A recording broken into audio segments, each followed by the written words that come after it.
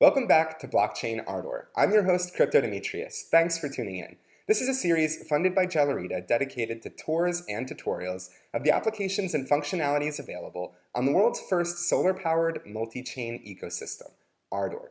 New features were just released by Gellerita on testnet, and in this installment, I'll be providing two demonstrations of the new transaction voucher feature. Transaction vouchers make it simple for users to send dual signature fixed invoices between two addresses on the blockchain. This sounds insignificant, but it's a major step forward for mainstream adoption of blockchain technology. Before we get started, take a moment to like this video and subscribe to this channel to stay updated as new episodes of Blockchain Ardor are released. Now, rule number one on the blockchain. The blockchain is immutable. This means transactions are irreversible. If you make a mistake entering a recipient address, or if you enter too many zeros at the end of the amount you are sending, you can send your funds into oblivion or bankrupt yourself with no recourse. This is clearly not a sustainable design for businesses to operate with thousands of users on the blockchain. The risks are simply too high for losing user funds. With the invention of transaction vouchers on the Ardor platform, you can now create secure fixed invoices between two accounts, essentially eliminating the risks mentioned a moment ago. This feature is available for many types of transactions across Ardor and its child chains, including those involving assets, monetary supplies, and the marketplace. Let's take a look at how transaction vouchers work by walking through a basic example. Then, we can take some time to discuss and demonstrate additional use cases. In this first demonstration, I'll be creating a transaction voucher on the Ardor parent chain in 2 minutes, but the process is essentially the same when using child chains. To begin using transaction vouchers, you need to install Ardor Testnet Client version 2.1.0e on your computer. Navigate to Gellerita.com and then scroll down to the Ardor Installers section.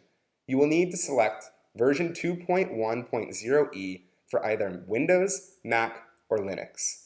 It's essential that you remember to click the testnet option during the installation process. Now that you have the testnet wallet, let's complete an example of how to set up a transaction voucher. Pretend you need to invoice BigCorp for $200 of services that you provided in July 2018. You already know how much they owe you, and you know their wallet address because it's listed in your employment agreement. All you need to do is the following. Open the testnet wallet. On the screen, you see the two addresses we are concerned with for this practice exercise. Your personal address for receiving the payment, and the address of BigCorp for sending the payment. Let's copy the address for BigCorp and log in as them. You're now unofficially logged in as BigCorp. You should confirm the wallet address in the upper left corner matches the wallet address in your contract. BigCorp owes you $200 worth of Ardor. As of August 18, 2018, that means approximately 1,702 Ardor. Click Send Ardor in the menu at the top of the screen. Then, enter your personal address as the recipient.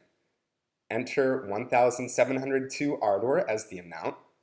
Click the box next to voucher, and then enter the passphrase for your personal address. Check the details are correct, and then click Submit. If you are submitting this for a child chain, you will have to click Calculate the minimum fee, then Submit. This generates the transaction voucher as a JSON file and a QR code. There should be a download button we can click here at the top, or you can also just copy the JSON data and then send the file to BigCorp through email or some other means. Once you have completed this process, you're done.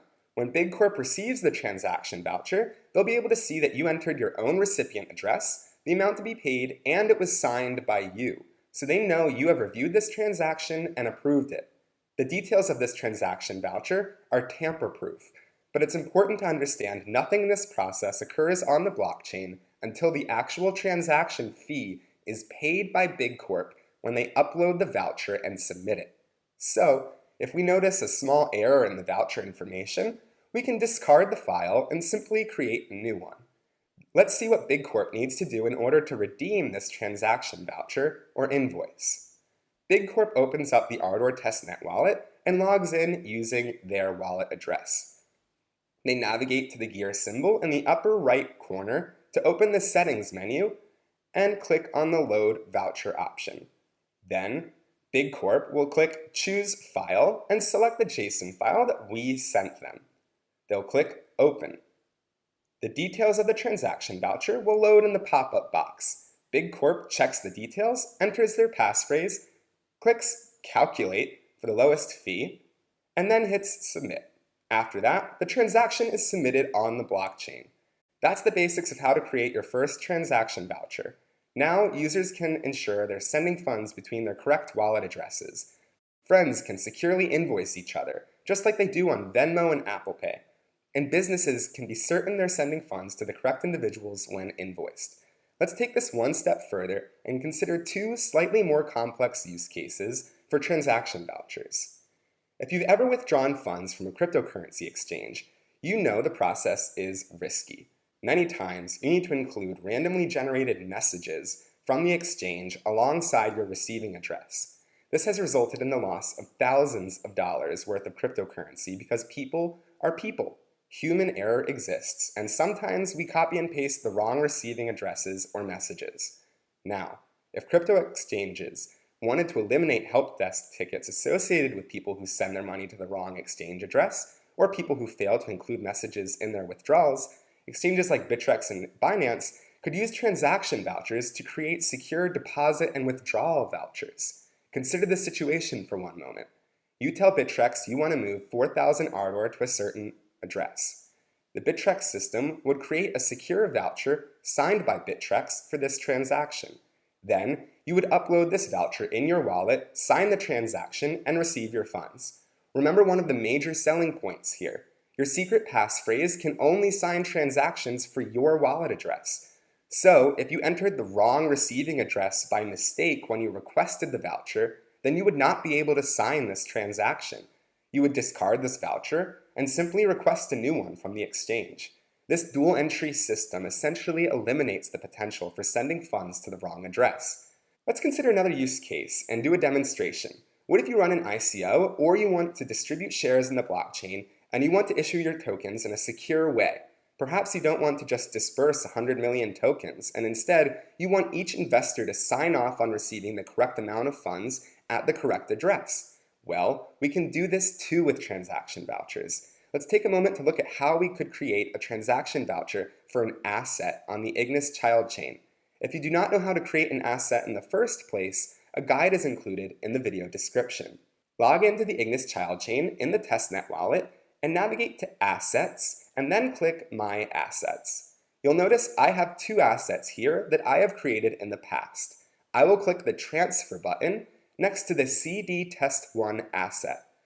For the recipient address, I will enter the address of an individual who participated in this imaginary ICO. Then, I will enter the quantity of the assets they should receive.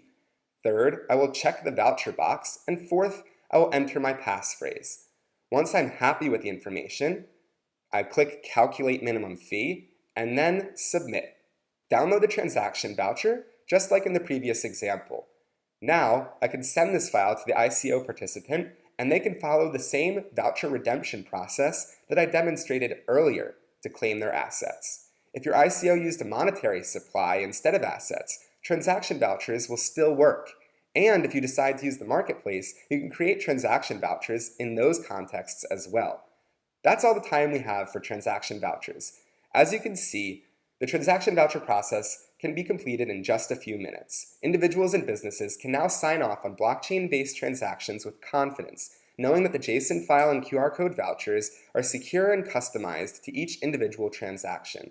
This represents a major leap forward in creating a secure ecosystem where individuals and businesses can send funds without worrying about small, irreversible mistakes. If you're interested in more details on the transaction voucher functionality, feel free to check out the additional resources included in the video description. I'll be back again soon with another episode of Blockchain Ardor. Until then, please like this video and subscribe to the Crypto Demetrius and Jalarita YouTube channels. Thanks for tuning in to the 5th installment of Blockchain Ardor.